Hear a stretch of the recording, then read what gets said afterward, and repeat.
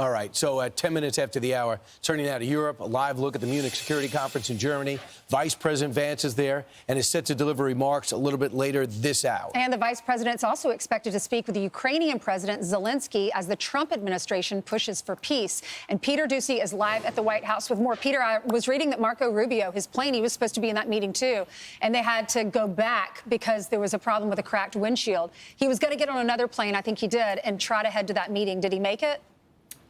Yes, we understand that the secretary is either just arriving or is on the way, but they did have a cracked windshield somewhere over the Atlantic and had to circle back and change planes entirely so that the Air Force could fix that back at Andrews. But as we look at the next couple of hours, and really the next couple of weeks with this promise to end the Ukraine war by President Trump, you've got Plan A, which is Vladimir Putin says that he wants peace, according to Trump, and he goes along with a peace deal.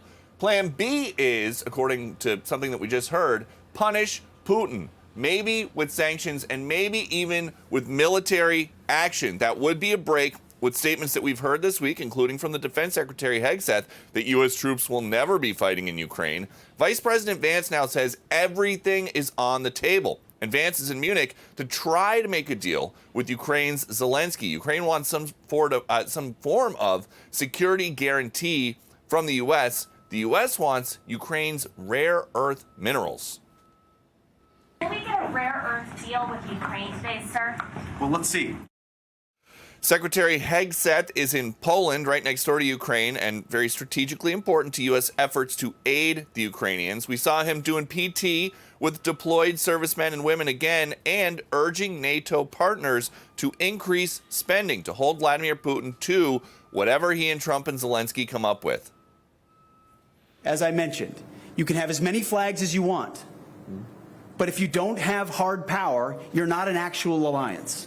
And unfortunately, our adversaries look at that and they judge accordingly. Hegseth also said it's not his job to read the mind of Vladimir Putin, but that he doesn't think you need to trust somebody to negotiate with them. And so when we hear President Trump saying yesterday that he thinks Russia should be allowed to rejoin the G7, make it the G8 again, something that they have not been a part of since 2014 when they invaded Ukraine that time, it seems like the position of the administration is that is a negotiating tactic. That's kind of the carrot to try to get Putin to the table to make a peace deal. Back to you. There's so many moving parts. Thanks so much, Peter. Thank you, Peter. It's just amazing what is going on, because you have the Secretary of Defense who had the job for a week. You have the Director of National Intelligence, Tulsi Gabbard, heading over there, had the job for 24 hours. So you have in real time, the Vice President just got the job 1 month ago, going over there saying, this is who I am, this is what I stand for, and this is America's policy. And I'm just watching some of the European television, BBC television, and it's not the criticism from 2017. There's more of, this is the deal. It's not up to me to judge. We have to recalibrate. And what message is getting through?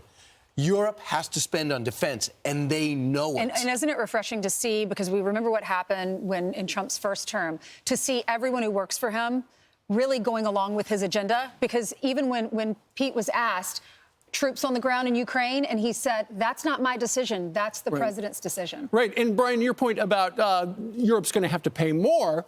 Remember, during his first administration, he wanted to get everybody in NATO up to 2%. Now it's, a couple days ago, he said 5%. But think about how Donald Trump works. He said 5%. He'll take 3. He'll take 4, something like that. The other thing is and I do love when the president goes and has that wide-ranging chat with the press late in the afternoon, because you learn so much.